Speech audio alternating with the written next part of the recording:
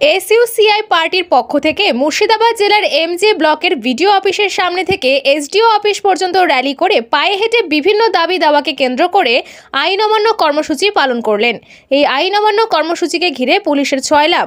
এই আইন অমান্যের বিষয়ে কে কি বললেন আপনারা শুনুন। আজকের কর্মসূচি আমাদের এসইউসিআই দল, এসইউসিআই কমিউনিস্ট সারা পশ্চিম বাংলায় আজকে এই আইন অমান্য আন্দোলনের কর্মসূচি ডাক দেওয়া হয়েছে। আমরা মুর্শিদাবাদ জেলায় 3টে মহকুমায় বহরমপুর, লালবাগ এবং জঙ্গিপুরে আমরা আইন অমান্য আন্দোলন করলাম। অভয়ার ন্যায় বিচার এখনও অধরা, তার দাবিতে আমরা করেছি। ওষুধের যে মূল্য বৃদ্ধি ঘটেছে অতি সম্প্রতি, তার বিরুদ্ধে আমরা আন্দোলন আজকে আইন অমান্য করেছি।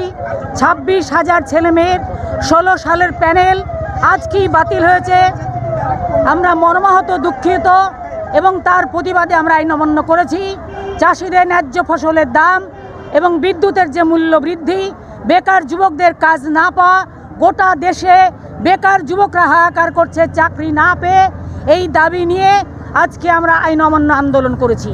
আমরা হারিয়েছি আমাদের মৌলিক অধিকার, বেঁচে থাকার অধিকার, অন্ন, বস্ত্র, বাসস্থান, শিক্ষা, চিকিৎসা এবং সর্বক্ষেত্রে দুর্নীতি, থ্রেট কালচার, মেয়েরা নিরাপদ নয়, প্রতিদিন নারী নির্যাতন চলছে, একটি মেয়েও আজকের সমাজে নিরাপদ নয়।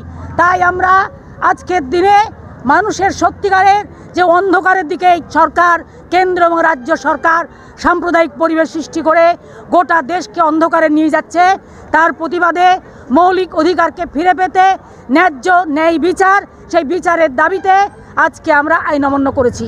আমাদের আন্দোলনে যেতে দেয়নি, আমাদের যাওয়ার আগেই ব্যারিকেড করে ঘিরে দিয়েছে। আমাদেরকে এরা ভয় পায়, আমরা কিন্তু ভয় পাইনি। আমাদের হাতে লাঠি, গুলি, পিস্তল, বোমা কিচ্ছু ছিল না। খালি হাতে আমরা প্রতিবাদ করতে গিয়েছিলাম, কিন্তু আমাদের প্রতিবাদ করতে দেয়নি। আমরা সেই অবস্থায় প্রতিবাদ জানিয়েছি, আইন ভেঙেছি, আইন ভেঙে গ্রেপ্তার হয়েছি এবং আজকে আমাদের আন্দোলন সফল হয়েছে। এখানে 150 জন গ্রেপ্তার হয়েছে। আমার নাম খাদিজা বানু, আমি এসইউসিআই দলের মুর্শিদাবাদ জেলা সম্পাদক মণ্ডলীর সদস্য।